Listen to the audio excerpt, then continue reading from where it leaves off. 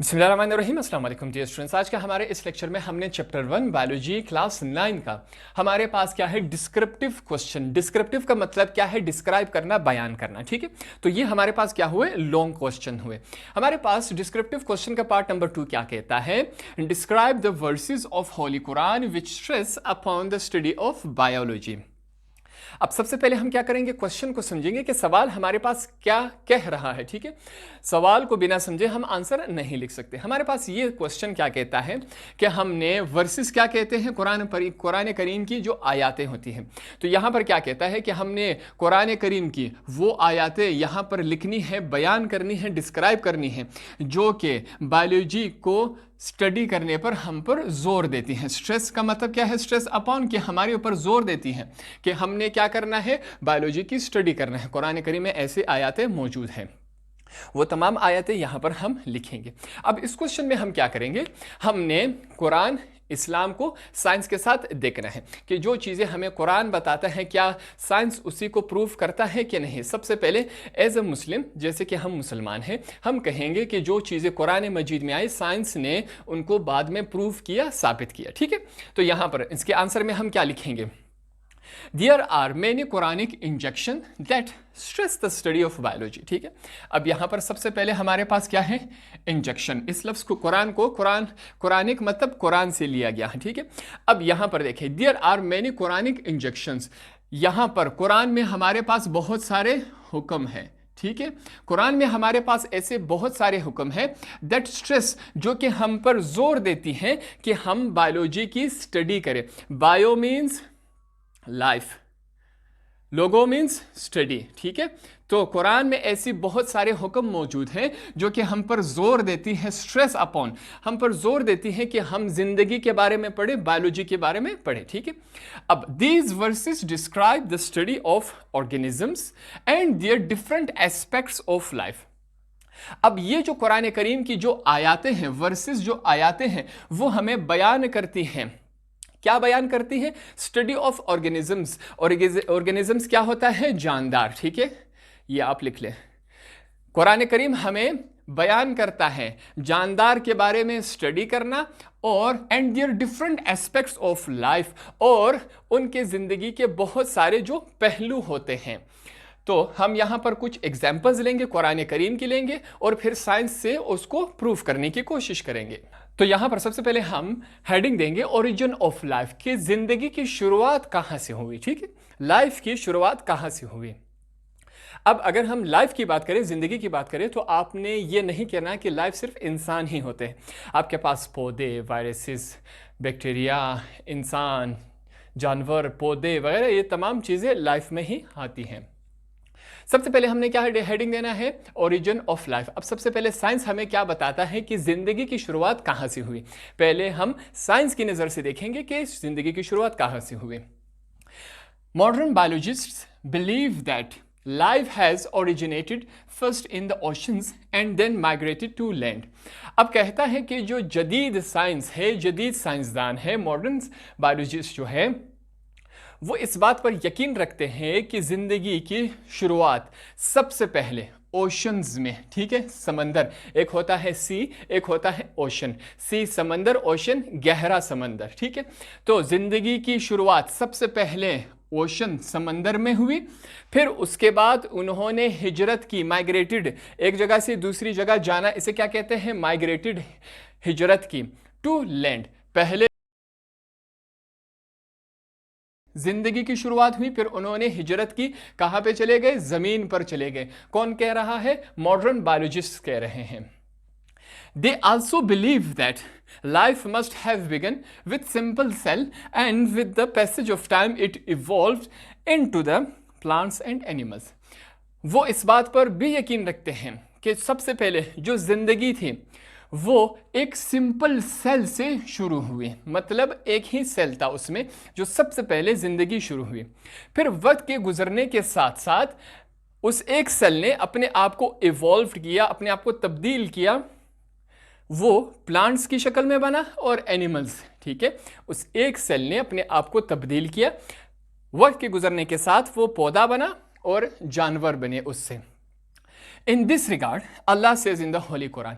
अब ये हमने क्या पढ़ा, ये हमने बायोलॉजी की रूह से पढ़ा कि बायोलॉजी मॉडर्न साइंटिस्ट कहते हैं कि ज़िंदगी की शुरुआत सबसे पहले ओशंस में हुए। तो हम इससे क्या समझेंगे कि सबसे पहले जो ज़िंदगी की शुरुआत है वो पानी से, वाटर से, फ्लूइड से शुरू हुई। अब ये साइंस कहता है, साइंस ने कहा, हमने ये दरियाफ्त किया। अब यही काम 1400 साल पहले हमें कुरान के ज़रिए अल्लाह ताला ने हमें बता दिया। अब हम इसी चीज़ को कुरान के ज़रिए प्रूफ करेंगे। तो अब हम क्या करेंगे, जो साइंस ने हमें बात बताई अब हमने वो कुरान मजीद से उसको प्रूफ करना है। जो बात साइंस अभी कह रही है कुरान मजीद में वो 1400 साल पहले हमें बताई गई थी। ठीक है, अब यहाँ पर अगला क्वेश्चन आपके पास क्या होना चाहिए कि इसके साथ जो अरबिक में लिखा गया है, अरबी लिखी गई है, वो हमने लिखना है कि नहीं।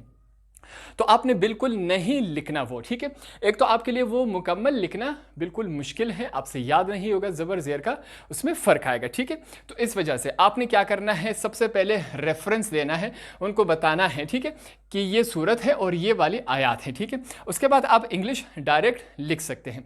ये चीज़ आपने लाजमी लिखनी है। ठीक है, क्योंकि ये रेफरेंस है। अब क्या कहता है, सूरह अल अंबिया आयत नंबर 30, वो हमें क्या कहता है कुरान मजीद में। यहाँ पर एक और बात यहाँ पर समझ ले, इसका तर्जुमा मेरे लिए सही करना मुश्किल है। मैं अपनी पूरी कोशिश करूँगा कि इसका मुकम्मल सही तर्जुमा आप तक पहुँचा सकूँ। ठीक है, Did the unbelievers who do not accept the teachings of the prophets not realize that the heavens and the earth were one solid mass? Then we tore them apart and we made every living being out of water. अब यहाँ पर क्या कहता है, Did the unbelievers, वो जो इस्लाम पर, अल्लाह पर, नबी पर यकीन नहीं रखता, जो नबी की तालीमात पर यकीन नहीं करता, वो ये नहीं सोचते कि आसमान और ज़मीन पहले एक ही टुकड़ा था, सॉलिड मास था। ठीक है, फिर हमने उसे then we tore them apart, फिर हमने उसे फाड़ दिया, अलग कर दिया। ठीक है, and we made every living being out of water, और हमने हर जानदार को, सिर्फ इंसान की बात नहीं हो रही, हर जानदार को हमने पानी से पैदा किया। Will they then not believe that we created all this, फिर भी वो यकीन नहीं करेंगे कि ये तमाम चीज़ें हमने बनाई है। अल्लाह ये कह रहा है कुरान मजीद में हमसे। ठीक है, तो जो बात साइंस कह रहा था कि तमाम ज़िंदगी की शुरुआत कहाँ से हुई, पानी, ओशन, समंदर में हुई, वही बात कुरान मजीद हमें कह रहा है कि वो तमाम लोग जो अल्लाह पर और नबी की तालीमात पर यकीन नहीं रखते, क्या वो ये नहीं जानते कि ज़मीन और आसमान पहले एक ही सॉलिड मास था, फिर हमने उसे टोर अपार्ट, उसे फाड़ दिया, उसे अलग कर दिया। जैसे ही हमने अलग कर दिया, उससे हमने तमाम जानदार चीज़ें बनाई जो कि पानी से बनाई गई हैं, फिर भी वो यकीन नहीं रखते। अब जो साइंस ने कहा वही कुरान मजीद में हमारे पास 1400 साल पहले हैं।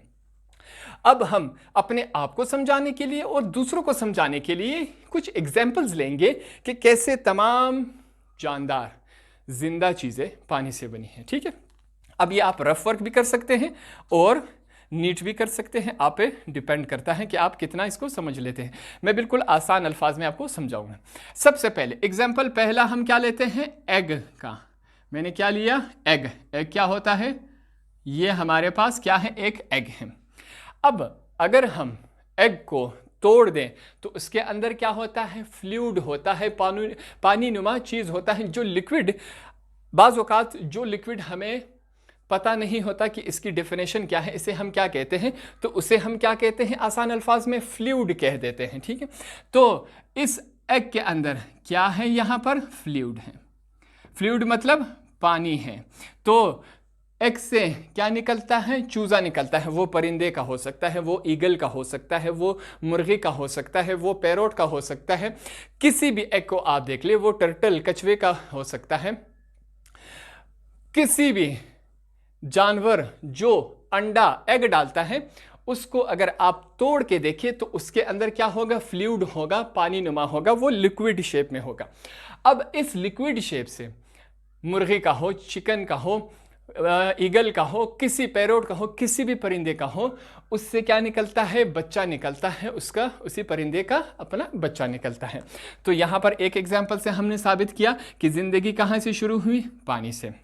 यहाँ पर क्लियर नहीं हुआ, दूसरी तरफ चलते हैं। सेकेंड एग्जाम्पल हम क्या लेंगे? यहाँ पर मैं लिखूंगा मदर वॉम्ब। अब यहां पर मैं एग्जाम्पल से आपको समझाऊंगा, ठीक है? अब किसी इंसान के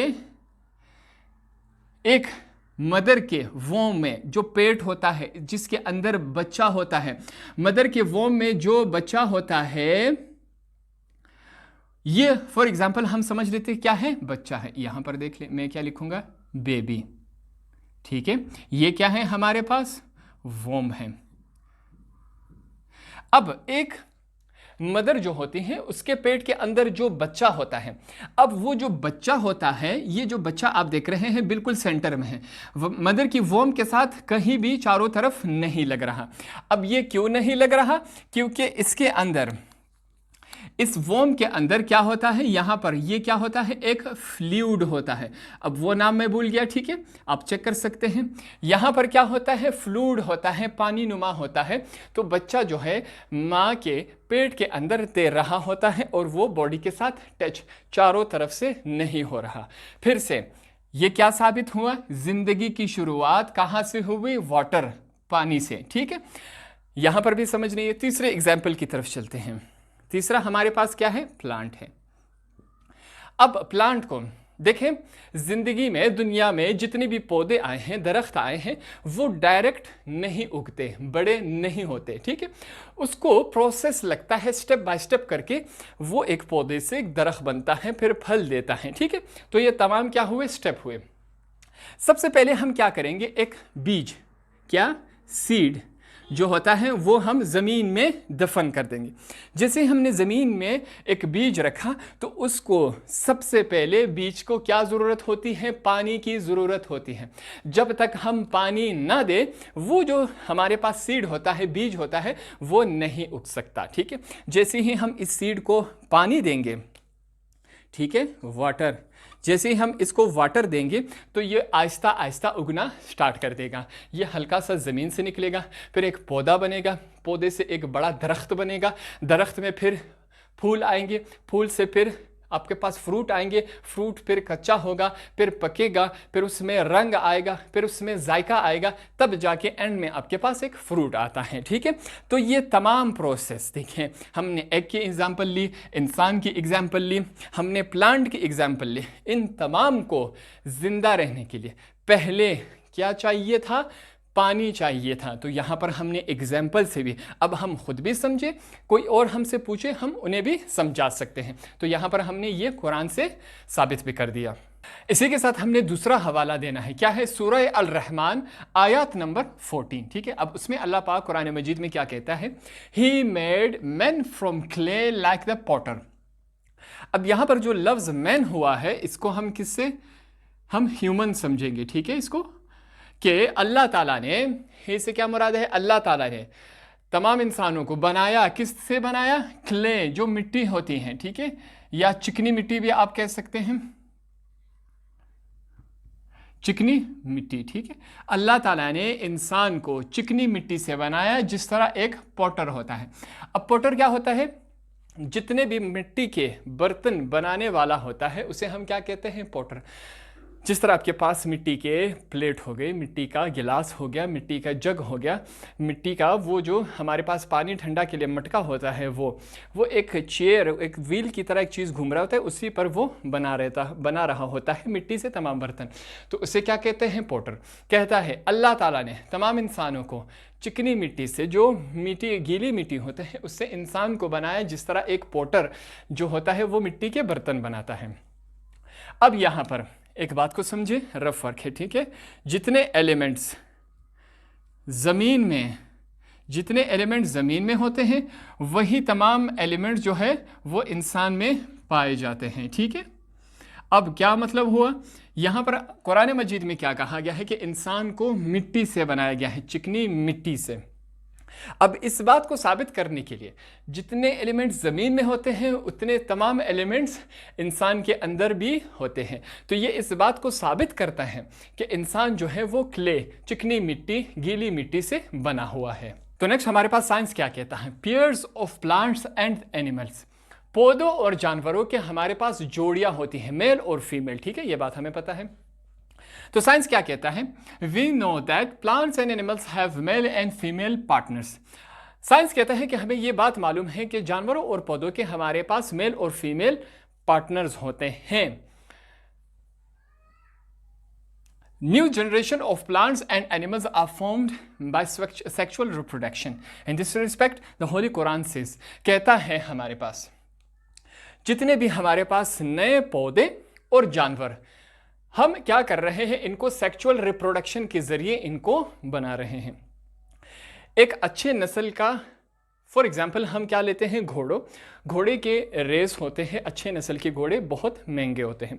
तो एक अच्छे नस्ल के घोड़ा मेल उठाकर अच्छे नस्ल फीमेल, इनके दोनों की मैटिंग करवाते हैं तो एक और ज़बरदस्त अच्छे नस्ल का घोड़ा पैदा होता है।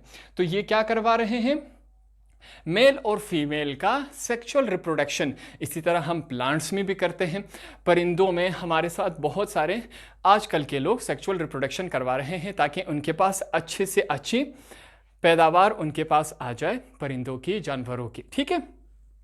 तो साइंस क्या कहता है कि हमें यह बात मालूम है कि जानवरों और इंसानों में जानवरों और पौधों में मेल और फीमेल आते हैं। नए जनरेशन की जितने भी मेल और फीमेल हमारे पास जानवरों और पौधों में हैं, वो सेक्सुअल रिप्रोडक्शन के जरिए इनको पैदा किया जाता है, मैटिंग के जरिए इनको पैदा करवाया जाता है।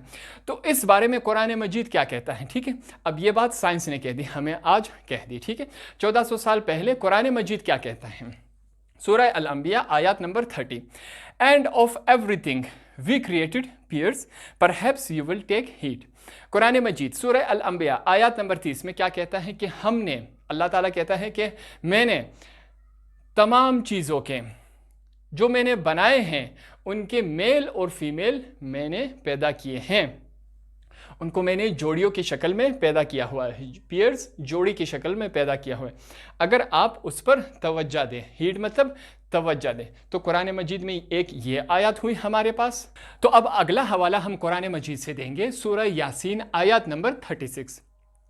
इसमें अल्लाह ताला फरमाते हैं ग्लोरी टू अल्लाह। अब ठीक है, इस बात को समझे, ये जो हमारे पास लफ्ज़ है ग्लोरी टू अल्लाह, इसमें क्या, इसका मतलब क्या है, अल्लाह ताला की बड़ाई बयान करना। अब यहाँ पर हम कह सकते हैं अल्लाह की ज़ात पाक है, तमाम इबादतों के लायक अल्लाह पाक है, ठीक है। यहाँ पर हम अल्लाह की बड़ाई बयान कर रहे हैं, ग्लोरी टू अल्लाह, इसका मतलब ये है who created in pairs all things.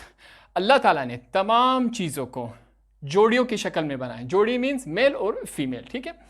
That the earth produces, जितने भी ज़मीन ने पैदा किए हैं, इंसान हैं, पौधे हैं, जानवर हैं, मछलियां हैं, परिंदे हैं, जितने भी जानदार हैं ज़मीन पर, अल्लाह ताला ने उनको जोड़ियों की शक्ल में पैदा किया है, मेल और फीमेल। अगर मेल और फीमेल ना हो तो इंसान की, जानवर की, पौधों की, मछलियों की, परिंदों की आबादी आगे नहीं बढ़ सकती, क्योंकि इनके बच्चे पैदा नहीं हो सकते।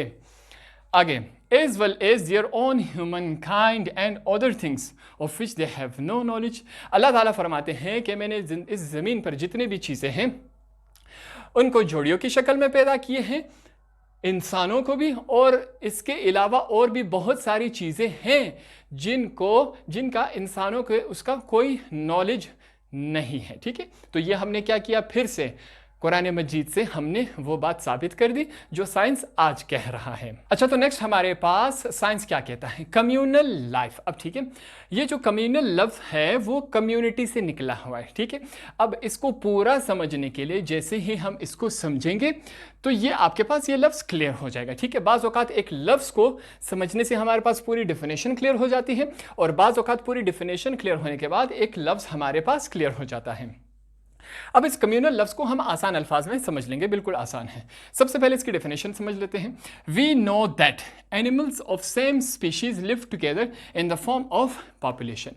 साइंस कहता है कि हमें यह बात मालूम है कि सेम स्पीशीज वाले जितने भी जानवर हैं वो एक साथ रहते हैं, पॉपुलेशन की शक्ल में। अब सेम स्पीशीज का मतलब क्या है, देखें, जो जानवर घास खाते हैं वो आपस में रह सकते हैं। जिस तरह आपके पास भेड़, बकरियां, घोड़े, गाय, वो एक साथ आपस में रह सकती हैं बिना एक दूसरे को चोट पहुंचाए। अब हम भेड़ बकरियों के साथ शेर को नहीं रख सकते। भेड़ बकरियां घास खाती हैं, शेर गोश्त खाता है, तो वो आपस में नहीं रह सकती। अब परिंदे जो हैं वो कीड़ों मकोड़ों के साथ नहीं रह सकती, कीड़े मकोड़े मछलियों के साथ नहीं रह सकते। तो आपस में सेम स्पीशीज वाले जो होते हैं वो एक ही साथ रहते हैं। तमाम परिंदे आपस में एक साथ रह सकते हैं, तमाम गोश्तखोर जानवर एक साथ रह सकते हैं, मगर वो घास खाने वाले जानवरों के साथ नहीं रह सकते। ठीक है। अब we also know that different populations of animals live in the form of community. कहता है हमें ये बात भी मालूम है, बहुत सारे मुख्तलिफ पॉपुलेशंस, जानवरों के बहुत सारे पॉपुलेशंस जब आपस में मिलते हैं, आपस में एक जगह होते हैं, तो वो क्या बनाते हैं, कम्युनिटी बनाते हैं। For the communal life the holy Quran says, इसके बारे में कुरान पाक हमारे पास क्या कहता है, इस पूरे को एक दफ़ा समअप कर लेते हैं। यहां पर हमारे पास क्या कहता है, कहते हैं हमें मालूम है जो जानवर होते हैं या सेम स्पीशीज वाले होते हैं वो एक साथ रहते हैं पॉपुलेशन की शक्ल में। और हमें यह बात भी मालूम है कि जो मुख्तलिफ पॉपुलेशंस हैं जब वो एक साथ हो जाते हैं तो वो कम्युनिटी बना लेते हैं। ठीक है। इस बारे में कुरान क्या कहता है, हमने एग्जाम्पल ली कि सेम स्पीशीज वाले किस तरह एक साथ रह सकते हैं। कुरान मजीद इस बारे में क्या कहता है, हम रेफरेंस लेंगे सूरह अल-अनम आयत नंबर 38। इसमें अल्लाह पाक क्या फरमाते हैं, there is not an animal that lives on the earth, not being that flies on its wings, but forms part of communities like you. कहता है इस जहान में कोई ऐसा जानवर नहीं है, इस ज़मीन पर या इस आसमान में ऐसा कोई परिंदा नहीं है जो आपस में एक साथ रहें कम्युनिटीज़ की शक्ल में, जैसे कि हम रहते हैं इंसान। तमाम इंसान एक ही साथ रहते हैं, मुख्तलिफ पॉपुलेशंस मिलकर कम्युनिटी बनाते हैं। तो कुरान मजीद कहता है कि ऐसा कोई जानवर नहीं है ज़मीन पर और ऐसा कोई परिंदा नहीं है आसमान पर जो कि इंसानों की तरह कम्युनिटी में, पॉपुलेशन में रहती हो। तो कुरान मजीद भी यही बात कहता है 1400 साल पहले, और साइंस अब जाके हमें ये बात समझा रहा है। तो इस तरह हमने ये भी कर लिया। तो आगे जैसे ही साइंस ने तरक्की की, साइंस ने हमें और बातें बताई, जैसे कि हमारे पास अगला क्या है, ह्यूमन एम्ब्रियोलॉजी। अब एम्ब्रियो या एम्ब्रियोलॉजी को समझने के लिए मैं आपको आसान सा एक एग्जांपल देता हूं। बच्चा अगर अपने माँ के पेट में हो, पूरा मुकम्मल नहीं हो, जैसे उसके पूरे अज़ा नहीं बने हो, बच्चा पूरा मुकम्मल कब होता है, जब वो पैदा हो जाता है, उसकी डिलीवरी हो जाती है। ठीक है। माँ के पेट के अंदर जब वो होता है तो वो बच्चा मुकम्मल नहीं होता, उसके आज़ा मुकम्मल बने नहीं होते, या अंदरूनी या बाहर। तो वो बच्चा जब पूरा बना नहीं होता उसे हम क्या कहते हैं, ह्यूमन एम्ब्रियो, इंसान का एम्ब्रियो। इसी तरह जानवर के भी होते हैं, प्लांट्स के भी होते हैं। ठीक है। आसान अल्फाज में समझा, माँ के पेट में अगर बच्चा मुकम्मल नहीं हो, हाथ पाँव आंखें सांस दिमाग कोई भी आज़ा पूरा ना हो, तो उसे हम क्या कहते हैं, एम्ब्रियो है वो। ठीक है, ये समझ लिया आपने। साइंस क्या कहता है, there are many verses in the holy Quran which stress upon the study of different branches of biology. कहता है कुरान मजीद में ऐसी बहुत सारी आयात हैं जो हमें इस बात पर जोर देती हैं कि हम बायोलॉजी के बहुत सारे ब्रांचेस को पढ़ें, जैसे कि ह्यूमन एम्ब्रियोलॉजी। ठीक है, एम्ब्रियो तो आप समझ चुके हैं। To explain the development of embryo the holy Quran says. अब जो एम्ब्रियो होता है उसकी डेवलपमेंट होती है, जब वो बनता है, मुकम्मल होता है, उसके बारे में कुरान मजीद हमारे पास क्या कहता है। अब ये साइंस ने अभी कहा है, 1400 साल पहले कुरान मजीद हमें बता चुका है। कुरान मजीद की हम क्या करेंगे, यहाँ पर हवाला देंगे सूरह अल-ज़मर। यहाँ पर आपने क्या लिखना है, वर्स क्या है इसकी, वर्स इसकी है 6। ठीक है, ये आयत नंबर आपने इसका रेफरेंस लाजमी देना है। कहता है कुरान मजीद, he makes you in the वॉर्म्स ऑफ योर मदर। अल्लाह ताला ने आपको बनाया है आपके अम्मी, आपके माँ के पेट के अंदर। ठीक है, वोम क्या होता है, आपके अम्मी माँ के जो माँ का जो पेट होता है उसके अंदर जो बच्चा पैदा होता है उसे वोम कहते हैं। Of your mother in stages, हमें स्टेजेस में बनाया है। ऐसा नहीं होता कि डायरेक्ट अल्लाह पाक ने इंसान किसी मदर के पेट में डायरेक्ट बच्चा डाल दिया, नहीं, वो स्टेजेस में बनता है। ठीक है, वन आफ्टर एन अदर, एक स्टेज मुकम्मल होने के बाद दूसरा, तीसरा, चौथा, इस तरह स्टेजेस में बनता है। इन 3 वेल्स ऑफ डार्कनेस, 3 पर्दों के अंदर हमें अल्लाह पाक अब माँ के पेट के अंदर हमें बनाता है। एम्ब्रियो से एक मुकम्मल इंसान बनता है, फिर उसकी डिलीवरी होती है, पैदाइश होता है। तो साइंस हमें अभी बता रहा है, 1400 साल पहले कुरान मजीद हमें ये बता चुका है। तो इस क्वेश्चन के एंड में हम लिखेंगे these versus have special importance for biologist. ये तमाम जो कुरान की आयतें हमने लिखी यहाँ पर पढ़ी, वो बहुत ही अहमियत रखती हैं बायोलॉजिस्ट के लिए, जो बायोलॉजी में तहकीक करते हैं। Allah informs and gives hints to discover the mysteries of nature. अल्लाह ताला उन तमाम लोगों को ये सलाहियत बख्शता है, उनके लिए ये रास्ते खोल देता है जो नेचर कुदरत के बारे में सोचते हैं, समझते हैं, परखते हैं, उसके बारे में तहकीक करते हैं। अल्लाह ताला उनके लिए आसानियाँ फरमा देता है और उनके लिए ये तमाम रास्ते खोल देता है, ये चीज़ें उनके लिए आसान कर देता है। Allah invites the thinkers to understand his secrets through investigation. अल्लाह ताला उन तमाम इंसानों को खुशामदीद कहता है, उनको बुलाता है कि आप जितने भी मैंने यहाँ इस दुनिया में पोशीदा चीज़ें रखी हैं, आप उनको खोज सकते हैं, समझ सकते हैं, उनको दरियाफ्त कर सकते हैं। तो अल्लाह ताला ऐसे तमाम लोगों की हेल्प करता है। ठीक है, तो इस क्वेश्चन में हमने क्या किया, कुरान की ऐसी तमाम आयत जो कुरान पाक में मौजूद हैं, जो इस बात पर जोर देती हैं कि हम साइंस के बारे में, बायोलॉजी के बारे में, ज़िंदगी के बारे में तहकीक करें, पढ़ें और समझें। तो इस क्वेश्चन को हमने यहाँ पर समझा, पढ़ा और सीखा। तो इस तरह हमारे पास डिस्क्रिप्टिव क्वेश्चन का क्वेश्चन नंबर 2 भी हमने यहाँ पर कंप्लीट कर लिया।